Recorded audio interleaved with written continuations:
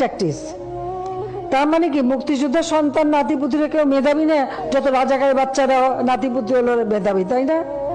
কিন্তু এটা ভুলে গেলে চলবে। 10 জনের সামনে কথা বলতেছি, কিভাবে কথা বলতে হবে এই কথা বলার ভাষাটুকুই যদি আমি না জানি, ওই 10 জনের সামনে কথা বলার কোনো যোগ্যতাই আমার নাই। 1971 সালের পর থেকে যারা জন্মগ্রহণ করছে, যুদ্ধতে অংশগ্রহণ করতে পারে নাই, তারা সবাই রাজাকার। আমি, আপনি, আপনার বাবা, আমার দাদার নামও যেহেতু মুক্তিযোদ্ধার কোঠায় নাই, তাহলে আমার দাদা সহ আমরা সবাই রাজাকার। এক কথায় বলতে গেলে বর্তমান দেশে 16,98,00,000 নাগরিকদের মধ্যে 2,31,000 মানুষ মুক্তিযোদ্ধা, এদের পরিবার বাদে আমরা সবাই রাজাকার। যে রাজাকারের নাম শুনলে একটা সময় আপনার চোখে ঘৃণা চলে আসতো, এখন একবার ভেবে দেখুন সেই রাজাকারের ট্যাগে আপনার ঘাড়ে চলে আসতেছে। সেই ট্যাগ আপনার ঘাড়ে দিতে এক বিন্দুও দ্বিধাবোধ করতেছে না, কারণ তার পদে উঠতে আপনার কোনো প্রয়োজন হয় না। বিকজ যে দেশে ভোট ছাড়া ক্ষমতা পাওয়া যায়, সেই দেশে আবার কিছু বলতে ভাবতে হয় নাকি? আজকের ভিডিওতে একটা কথা বলে যাই, মাথায় রাখে, কথা যত বেখেলে হবে পতন তত দ্রুত হবে ইনশাআল্লাহ। পার্সোনালি আমি কোনো রাজনৈতিক সম্পর্কের সাথে সম্পৃক্ত নয়, কিন্তু একজন সাধারণ নাগরিক হিসাবে এই কথার বিরুদ্ধে তীব্র নিন্দা ও প্রতিবাদ জানানোর প্রয়োজন